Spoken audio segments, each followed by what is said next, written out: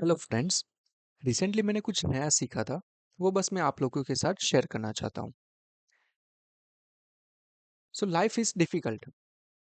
ये मैं नहीं कहता। भगवान बुद्ध ने जो चार सिद्धांत दिए थे वो चार लाइफ के सिद्धांत में से एक सिद्धांत था लाइफ इज सफरिंग। ये उसके साथ रिलेट होता है। But why life is difficult? क्योंकि उसमें प्रॉब्लम्स होती है। सीरीज ऑफ प्रॉब्लम होती है, एक सॉल्व करो दूसरी आ जाती है। और ये प्रॉब्लम्स पेन क्रिएट करती हो। कई बार ये पेन जो होता है, मेंटल पेन, वो फिजिकल पेन जितना ही भारी लगता है। अच्छा भाई, ठीक है, प्रॉब्लम है तो उसे सॉल्व कैसे करेंगे? तो सॉल्व करेंगे ही डिसिप्लिन की मदद से। Without discipline we can not solve anything. With some discipline we can solve some problems, and with absolute discipline we can solve absolutely any kind of problem. But ये discipline होता क्या है? YouTube पे हमें बहुत सारी जगहों पे डिसिप्लिन कैसे गेन करना है वैसे बहुत सारे वीडियोस मिल जाते हैं। मेंटल डिसिप्लिन, सेल्फ डिसिप्लिन, उस पे बहुत सारे वीडियोस मिलते हैं। But what is discipline? इसके बारे में थोड़ा सा मैं अपनी अंडरस्टैंडिंग शेयर करना चाहता हूँ। तो जब भी कोई प्रॉब्लम होती है तो उस प्रॉब्लम को सॉल्व करने के लिए जो ज़रूरी पेन होता है, उससे सहे बिना हम प्रॉब्लम को सॉल्व नहीं कर सकते। तो प्रॉब्लम को सॉल्व करने के लिए जो पेन फील करना पड़ता है, उसके साथ कंस्ट्रक्टिवली डील करने के लिए जो टेक्निक्स बनी हुई है, वो टेक्निक से बनने वाली सिस्टम मतलब कि डिसिप्लिन। अब ये थोड़ा सा कॉम्प्लेक्स हो गया अगर सिंपल वर्ड्स में बताऊँ, तो कौन से टाइम पे कौन से टाइप का पेन लेना चाहिए, उस बारे में गाइडेंस देने वाली सिस्टम मतलब कि डिसिप्लिन। तो फिर से बताता हूँ कि with some discipline we can solve some problems, with absolute discipline we can solve absolutely all kind of problems. ना वो अगर अभी भी समझ में नहीं आया कि व्हाट इज डिसिप्लिन, उसे थोड़ा आगे जाएंगे, आगे डिस्कशन में समझ जाएंगे। आई टोल्ड यू कि आई टोल्ड यू कि discipline is made up of some tools, or it's kind of a system which help us in taking or dealing with pain constructively. तो वो टूल्स कौन से? It is made up of 4 tools. उन चारों tool को समझेंगे तो मुझे लगता है कि उसे समझने के बाद अपने लाइफ में डिसिप्लिन लाने में शायद हेल्प मिल जाए। So the first tool is delaying gratification. अच्छा, यहाँ पे समझिए, हर एक टूल का जो ऑर्डर है, जिस क्रम में मैं बता रहा हूँ, वो भी काफ़ी इंपॉर्टेंट चीज़ है। यहाँ पे मैं काफ़ी ब्रीफ में बता रहा हूँ सारी चीज़ें। First tool is delaying gratification. It's very beautiful process जिसमें व्यक्ति अपने पेन और प्लेजर को ऐसे स्केड्यूल करता है कि प्लेजर की मजा लास्ट में जाके इन्हांस होती है। तो पहले पेन को एक्सपीरियंस कर लूंगा जिससे लास्ट में आनंद में एक्सपीरियंस कर पाऊँ। मुश्किल काम पहले करूंगा, और ताकि लास्ट में मुझे सिर्फ आनंद मेरे पास रहेगा। तो अगर मेरे पास एक केक है जिसमें से चेरी मुझे सबसे अच्छी लगती है और वो जो ब्राउन पार्ट है मुझे इतना अच्छा नहीं लगता, तो पहले मैं वो ब्राउन पार्ट खा लूँगा, लास्ट में चेरी को आराम से खाऊंगा। वो सिक्योरिटी फील करूँगा कि पहले मुश्किल काम कर लेता हूँ, लास्ट में अगर कुछ नहीं हुआ तो मेरे पास ये आसान काम तो है, मुश्किल से पहले डील कर लेता हूँ, मज़े करने का मौका तो मेरे पास हमेशा है। तो वैसा करके अपने ग्रेटिफाइंग टास्क जो है, जो चीज़ें मेरे लिए बहुत ग्रेटिफाइंग है, मूवीज़ देखना, या फिर प्रॉब्लम के टाइम में कई बार हम प्रॉब्लम से हट के मूवीज देख के, सॉन्ग सुन के, या फिर रील्स देख के खुद को डाइवर्ट करना बहुत इजी होता है, बहुत ग्रेटिफाइंग होता है। बट इससे प्रॉब्लम सॉल्व नहीं होती। प्रॉब्लम सॉल्व करने के लिए उसके लिए जो रिक्वायर्ड पेन है, उसे गले लगाना ही पड़ेगा। तो उस पेन को गले लगाएंगे और जो ग्रेटिफाइंग टास्क है उनको पीछे रखेंगे। That is first tool, delaying gratification. Second tool is acceptance of responsibility. तो मेरे लाइफ में जो भी हो रहा है, जो भी हो रहा है, वो मेरी ही रिस्पॉन्सिबिलिटी है। I can solve a problem only when I say this is my problem and it is up to me to solve it. तभी हम उस प्रॉब्लम को सॉल्व कर सकते हैं।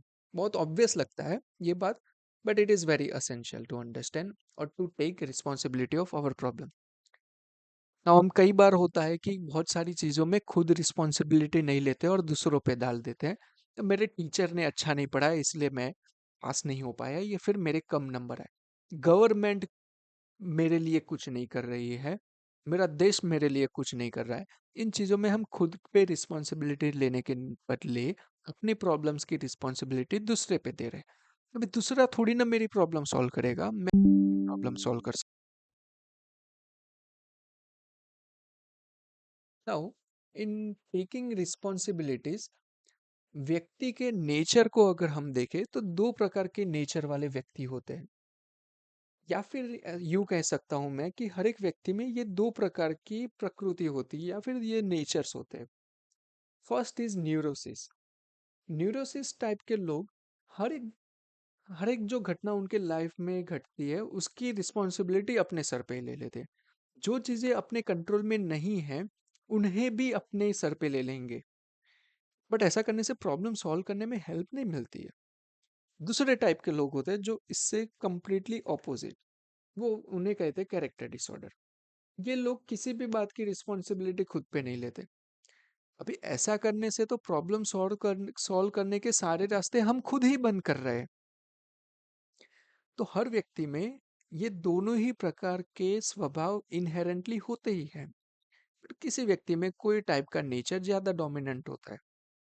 तो आप अपने आप पे को ऑब्जर्व करके, अपने बिहेवियर को ऑब्जर्व करके जान सकते हैं कि, जान के ट्राई करके दे सकते हैं कि आप में कौन सा नेचर ज्यादा डोमिनेंट है। Third tool is dedication to truth और डेडिकेशन टू रियलिटी। मान लो आप मुंबई सिटी में गए और मुंबई सिटी में कोई डेस्टिनेशन तक पहुंचना है और आपके पास दिल्ली का मैप है, तो डेस्टिनेशन तक पहुंचने में आपको दिक्कत होगी। वैसा ही होता है लाइफ में। अगर आपको लाइफ में कुछ बनना है या फिर कहीं पे पहुंचना है या फिर लाइफ, लेकिन अगर लाइफ को लेके नजरिया आप जो आपका है, दुनिया को लेके जो नजरिया है, अगर वो एक्यूरेट नहीं है, वो सही नहीं है, तो आप भटकते रहोगे, मुश्किल होगी अपने डेस्टिनेशन तक पहुंचने में। हमारा मैप, तो दुनिया को देखने का जो नजरिया है उसे मैप कहा गया है, माइंड मैप या फिर मैप ऑफ रियलिटी कहा गया। तो मेरा मैप जितना सही होगा, जितना अपडेटेड होगा, उतना ही एक्यूरेटली मुझे ख्याल आएगा कि मैं अभी कहाँ पे हूँ। और यदि मैंने कभी कहीं पे पहुंचने का निश्चय किया तो वहां पे कैसे पहुंचना चाहिए ये मैं जान पाऊंगा। ये तभी होगा यदि मेरा माइंड मैप या फिर मेरा रियलिटी को मैप एक्यूरेट है और अपडेटेड है। यदि मैं गलत मैप या फिर इनएक्यूरेट मैप के साथ घूम रहा हूँ तो मैं खो जाऊंगा। अभी हमारा रियलिटी को लेके जो मैप है वो कितना वाजबी है, कितना सही है, उसे जानने का बेस्ट वे यही है कि हम अपने मैप को दूसरे लोगों के सामने क्रिटिसिज्म एंड चैलेंजेस के लिए ओपन रखें, दूसरे माइंड मेकर्स के सामने। दैट्स इज बेस्ट वे, जिससे हमें पता चलेगा कि लाइफ को लेके जो हमारा पर्सपेक्टिव है वो क्या सही है या फिर उसमें भी और इम्प्रूवमेंट हो सकता है। ये हुए तीन तीन tools. Now there is a fourth tool जो सबसे इंपॉर्टेंट है। It is balancing. Organise, efficient and wisely हर रोज जीने के लिए delaying of gratification is very necessary. फिर भी लाइफ को जॉयफुली जीने के लिए प्रेजेंस में जीने की और स्पॉन्टेनियसली एक्ट करने की हम में एबिलिटी होनी चाहिए, कैपेसिटी होनी चाहिए। बट प्रोवाइडेड, यहाँ पे मैं बोल रहा हूँ स्पॉन्टेनियसली एक्ट करने की प्रोबेबिलिटी होनी चाहिए, बट ऐसे वे में नहीं कि जो हमारे लिए डिस्ट्रक्टिव साबित हो। हमारी एक्यूरेसी और efficient life, happy life ensure होनी चाहिए। वैसे वे में हम स्पॉन्टेनियस और प्रेजेंस में जीने की बात है, वैसी कैपेसिटी की बात है। So discipline itself must be discipline. तो डिसिप्लिन को डिसिप्लिन रखने के लिए जिस प्रकार के डिसिप्लिन की जरूरत पड़ती है उसे कहते हैं बैलेंसिंग। अभी एक ही वाक्य में तीन बार डिसिप्लिन आ रहा है, उससे कंफ्यूज मत हो। यहाँ पे बस कहने का तात्पर्य इतना है कि ऊपर के जो तीनों टूल्स है उनको वाइसली कैसे यूज करना है, उसे यूज करने का आइडिया होना, उसे कहते हैं बैलेंसिंग। कब कौन सी चीज यूज करनी है, कब डिलेइंग ऑफ ग्रेटिफिकेशन कब करना है, कितने वे में प्रॉब्लम का रिस्पॉन्सिबिलिटी लेना है, और अपने माइंड मैप को या फिर लाइफ के मैप को अपडेट करने के लिए कितना एनर्जी देना है, ये सारी चीजें वाइसली डिसाइड कर पाना, इसे कहते हैं बैलेंसिंग। सिंपल वर्ड में ये मेरी अंडरस्टैंडिंग है। तो ऊपर के जो चारों टूल्स है वो पेन को कन्फ्रंट करने के टूल है, उसे अवॉइड करने के जरा भी नहीं है। पेन को गले लगा के और लेजिटिमेट सफरिंग के द्वारा ही हम प्रॉब्लम को सॉल्व कर सकते हैं। And solving problem gives happiness. Mark mention ने कहा था, मार्क भैया ऐसा कहते थे उनकी एक बुक में, तो वहां से मैंने सीखा था, यहाँ पे मैंने बताया। तो सुखी रहने के लिए डिसिप्लिन होना जरूरी है। अगेन रिमेंबर, डिसिप्लिन मतलब कि पेन के साथ कंस्ट्रक्टिवली डील करने की सिस्टम। परंतु इतनी सारी मेहनत कोई क्यों करेगा, इतने सारे डिसिप्लिन में रहने की एनर्जी वो आएगी कहाँ से? डिसिप्लिन रहने का वो मोटिवेशन ही मुझे कहाँ से मिलेगा?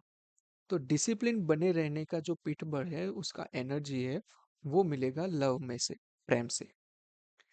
अगर मैं किसी व्यक्ति को प्रेम करता हूँ तो उसके लाइफ की प्रॉब्लम सॉल्व करने के लिए मैं डिसिप्लिन रहूंगा। अगर मैं खुद को प्यार करता हूँ तो खुद के लाइफ की प्रॉब्लम सॉल्व करने के लिए मैं डिसिप्लिन रहूंगा।